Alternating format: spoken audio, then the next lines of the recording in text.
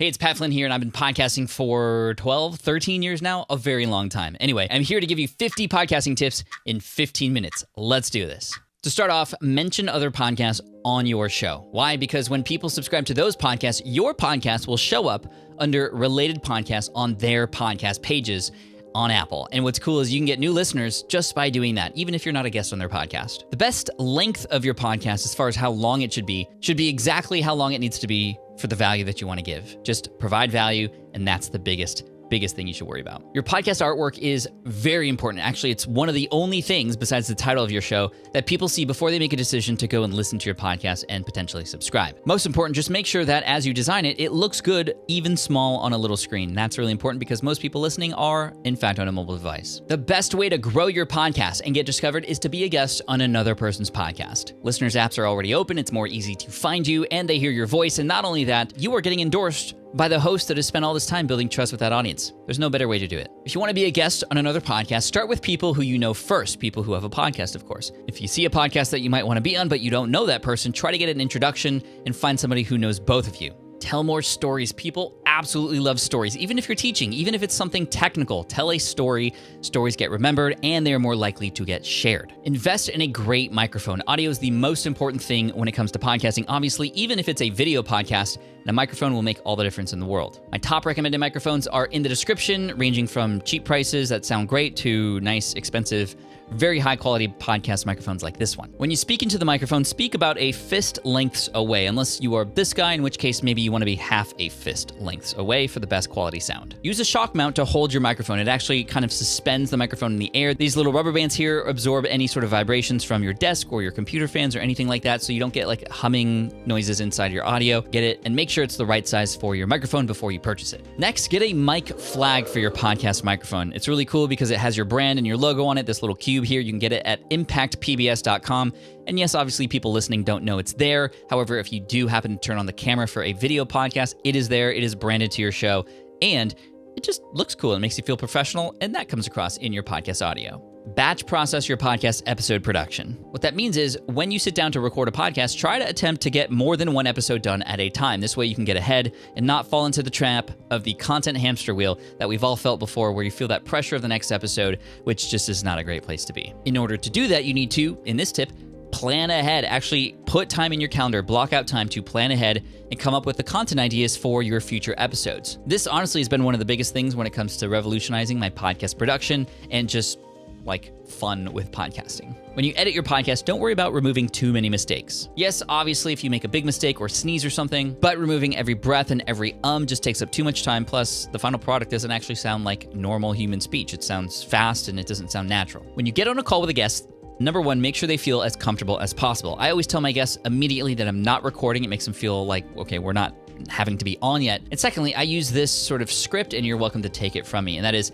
let's just pretend we're at a coffee shop having a conversation. The audience, they're just a fly on the wall. We don't need to worry about them. I just want to get to know you and understand more about what you got going on. When a guest is comfortable, it's more likely to be a great interview. Now, if you are recording a remote interview, like on your computer, do not use Zoom. Zoom will give you compressed audio. It doesn't sound great. You want the best audio quality possible on both sides, and that comes from places like squadcast.fm. That's a tool I use. Full disclosure, I'm an affiliate. There's my link right now. And I'm also an advisor to the company. I wouldn't be if I didn't use this product and love it, and I use it for every single podcast interview I do, and it's great. Now, when you've had your podcast up for a while, go to your podcast page on Apple. Scroll down to the bottom where you find your related podcast.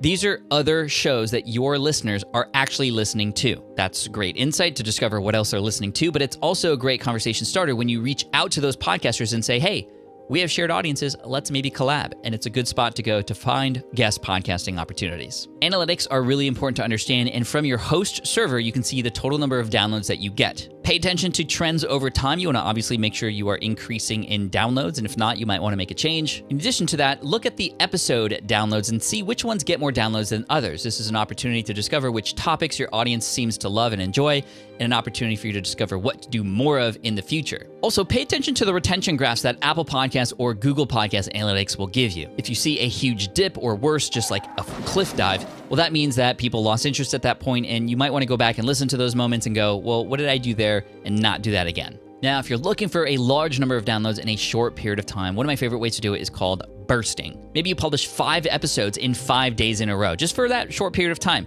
You'll get more downloads, you'll get more opportunities to offer call to actions, and if it ties to a promo, even better. If you're talking about something visual on your podcast, do yourself a favor and pop that visual, that thing that you want people to look at that they can't because they're listening, onto a website and make it easy for them to go there.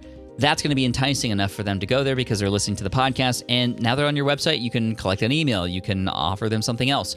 Visuals on your website for things that you talk about on your audio podcast. Now, when you mention links, don't mention too many all at once. The problem is people are often on the go, in the car, at the gym, wherever, and they don't have the opportunity to write all those links down. And actually, if the links are also complicated and hard to remember, well, it's never going to work. So 1, maybe 2 offers of links, but make sure they're also easy to remember. You might even want to get a GoDaddy link so that it's easy and it forwards to that particular place that you want them to go. Next, build an email list. It's the best way to understand who is in your audience, and you need to entice them with something like a lead magnet, maybe a gift of some kind in order to exchange for their email. But once you do that, you have direct access, personal access to people who are listeners. Those are people who can offer you valuable feedback, who can offer you insight on what else they might need help with, and that informs what other podcast episodes you can create and create a better experience for all your listeners. Along the same lines, and you can use your email list for this, try to have a conversation with one listener per month and ask them questions like what they love about the show, what do they wish was there, what kinds of episodes would be more interesting to them than what's available, and ask them why. When you can understand not just what they might need help with and their challenges, but also hear the language and hear the stories that they're telling about those struggles or challenges, well, you're going to be more inclined to create better episodes because you have a real person in mind, not a made-up avatar or anything like that. Now, sometimes as a podcaster, you might need to take a break. Maybe you are overwhelmed or you just didn't have time or life gets in the way sometimes. When you come back to your podcast, don't make a huge deal about it. Don't apologize. Maybe mention the why, but then get right onto it and provide value right up front. People are going to not even remember that you were gone and be ready for the next episodes that come out. Next, pivoting is okay. If you want to make a decision to change the name of your show or your artwork or maybe even the direction of it, that's totally okay, and it happens all the time. Your podcast isn't permanent ever, and you can always change things. You can always upload new episodes and replace episodes or delete old ones. So don't feel like you have to be perfect right away. You got to be a disaster before you become the master, and over time you might change direction, and that's okay. Next, always remember that your subscribers are real human beings. I know a lot of podcasters who complain because they only have hundreds of downloads or because only 50 to 100 people listen to each episode. Well, imagine all those people in an actual room and how different that feels.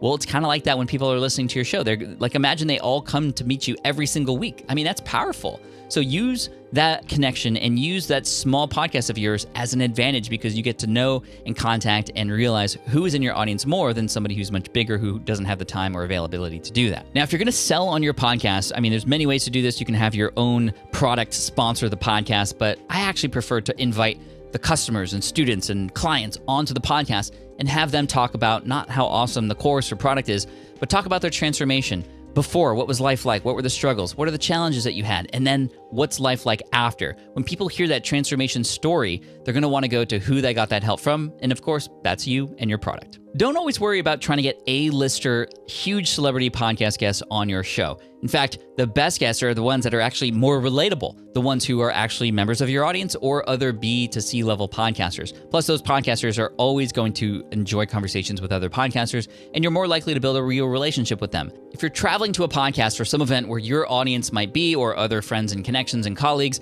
bring a microphone. I can't tell you how many times I wish I had a microphone recording conversations I had at these events.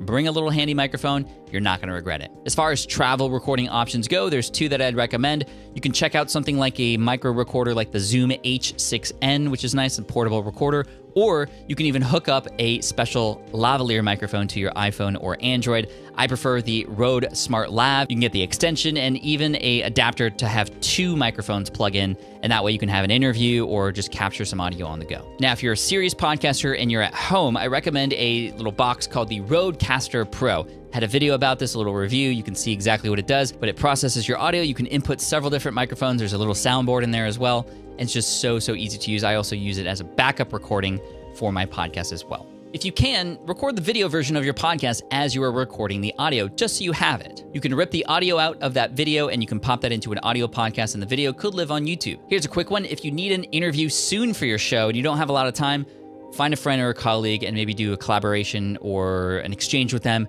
And who knows, they might just say yes because you already know them. You don't have to go through the introduction period, and it's just a lot easier that way. Now, when you're interviewing other people, go deeper, right? Ask questions to follow up the answers that come in. That's where the golden answers exist, and that's where your podcast, if it's an interview show, is going to stand out. Even questions like why or how come you did that, just extending that answer more makes it so much better. Now, if you're doing a solo podcast, it can be a little bit harder to understand, well, how do I do this? Because I don't have just questions to ask. I have to create and present content. The way I do it is I think about the end in mind first. What's the transformation that I want a person to have? And then I reverse engineer what points, stories, case studies, etc. do I need to tell? And of course, I always try to have a good, solid hook in the beginning of the episode to make sure that they are more likely to stick around all the way through. Now, don't script your entire episodes. I've done this before, and it's a huge waste of time, and your podcast episodes sound like you're reading or like you're a robot. If anything, I do script maybe a little bit of the intro and hook just to make sure I get that right. But the other parts, I just know what's on my roadmap, and when I get there, I just talk about it naturally like I would with anybody else. Here's a big one. You need to lean into who you are. That's what makes you 100% unique, and that's your unfair advantage. You're unlike anybody else that's out there. When you try to be like another podcaster or another creator, you're only gonna be second at best. When you're fully you, you're gonna attract the right kind of people into your community, and that's really powerful. Now, one of the issues with podcasting is that there's no real place for the podcast listeners to connect. So if you want your podcast listeners to connect with each other, you might think about creating a community. It could be something like a Facebook group or a LinkedIn group, but I recommend something like Circle, where you can bring people in and form an actual sort of private community that you can control and host. You can check out Circle at smartpassiveincome.com/circle. Recap podcast episodes are great. Once or twice a year, especially at the end of the year, I love to do episodes where we play clips from older episodes during that year or perhaps within a certain category to remind people about those episodes. And even though people have maybe heard of those episodes before, it's a nice reminder. And for new listeners, it's a great introduction to episodes that they should go back and listen to. Don't go into forums and groups and just start spamming your podcast episodes. Even if those podcast episodes are helpful for that group and you know that, if you just come in like hot like that, I mean, you're gonna get banned. Be a part of those communities first. Join the conversation and have those things that you talk about come out naturally. You want to get to a point where people are asking you for more information, and you can drop those things in with permission. To take that even further, one amazing strategy to get featured in these groups is to actually have the forum or group owner present your podcast in front of the audience. How do you do that? Well, interview that forum owner. They're likely not asked to do that very often. If they have really good information to share, you can make them look great, and they will be more likely to share it because you've made them look like a hero in front of their people. Don't compare your podcast numbers to others. You're different people, you're different beings, you're in different timelines, you have different audiences. You cannot do that, or else you're just gonna sink in a deep, dark hole, trust me. You should be comparing yourself to yourself last week, to yourself last month. How is your episode this week compared to last week? Are you incrementally improving? You should be comparing yourself to yourself before and always trying to improve. When you share your podcast on social media, you have to realize that you cannot force a person to listen on a directory or app that they just don't normally listen to podcasts on. There are two places I recommend you link on social media in regards to your podcast. Number one, your website, preferably the show notes page where there is a player, but also they could subscribe on all the different platforms in that one spot. Or two, on social, many people do this, you can do a link tree link, where when people click, there's additional links there, one for every particular platform, and even other websites that you want to link to as well. At the start of your podcast episodes, you want to create an amazing hook, a reason for people to stick till the end. Because if a person's not going to stick around, well, the rest of the episode doesn't really matter. What could you say to a person to get them to put that phone in their pocket and then go on that run, or go to the gym, or go on that commute? That's what you want to nail. Here's one of my favorite tips. Ask your audience on social media who listened to the recent episode.